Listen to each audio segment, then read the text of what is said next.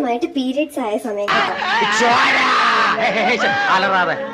Blood കണ്ട് പേടിച്ച് നിന്ന് എന്നോട് അമ്മച്ചി പറഞ്ഞു സാരമില്ല മോനേന്ന്. അപ്പൊ ഞാൻ പറഞ്ഞു അമ്മച്ചി എന്ന് ആരോടും ഇത് പറയരുത് കേട്ടോ, എനിക്ക് ഭയങ്കര നാണക്കേട്. അമ്മച്ചി പറഞ്ഞു ഇല്ല ഞാൻ ആരോടും ആരും അറിയില്ല മല്ലയ്യ.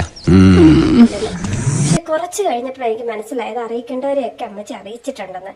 കാരണം അയൽപ്പക്കത്തു നിന്ന് കുറെ പേര് എന്നെ കാണാനൊക്കെ വന്നു. മുറുക്ക് ഉണ്ണിയപ്പം. പക്ഷേ എനിക്ക് വളരെ സന്തോഷം ഉണ്ടാക്കിയ കാര്യം എന്താണെന്ന് വെച്ചാല് പിന്നെ ബന്ധുക്കളും നാട്ടുകാരും ഒക്കെ എനിക്ക് പലഹാരമൊക്കെ ആയിട്ട് വരാൻ തുടങ്ങി. അപ്പൊ എനിക്ക് തോന്നി ഇത് കൊള്ളാല പരിപാടി. അമ്മച്ചി എനിക്ക് ഗോൾഡ് മേടിച്ചു തന്നു. അത് കൂടാതെ തന്നെ എന്റെ ആന്റിമാരൊക്കെ എനിക്ക് ഗോൾഡ് ഉടുപ്പും ഒക്കെ കൊണ്ടുതരാൻ തുടങ്ങിയ എല്ലാരും എന്നെ രാജകുമാരെ പോലെ ട്രീറ്റ് ചെയ്യുന്നുണ്ട്. അപ്പം എനിക്ക് പരിപാടി അങ്ങ് ഇഷ്ടപ്പെട്ടു. അപ്പൊ പീരീഡ്സ് അതിന്റെ സങ്കടമൊക്കെ അങ്ങ് മാറി. അടുത്ത മാസം ഇതേ സമയമായപ്പം സംഗതി വീണ്ടും വന്നു. അപ്പൊ ഞാൻ അമ്മച്ചിയോട് പറഞ്ഞു, ബന്ധുക്കളേക്ക് വിവരം അറിയിച്ചോ? അന്നേരം അമ്മച്ചി എന്നോട് പറഞ്ഞു ഇത് ആദ്യത്തെ മാസം ഇങ്ങനത്തെ വലിയ ബഹളമൊക്കെ ഉള്ളൂന്ന്.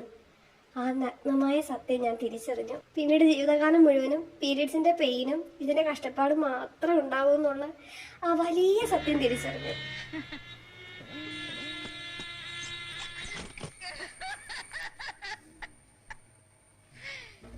എന്റെ ഭഗവതിയെ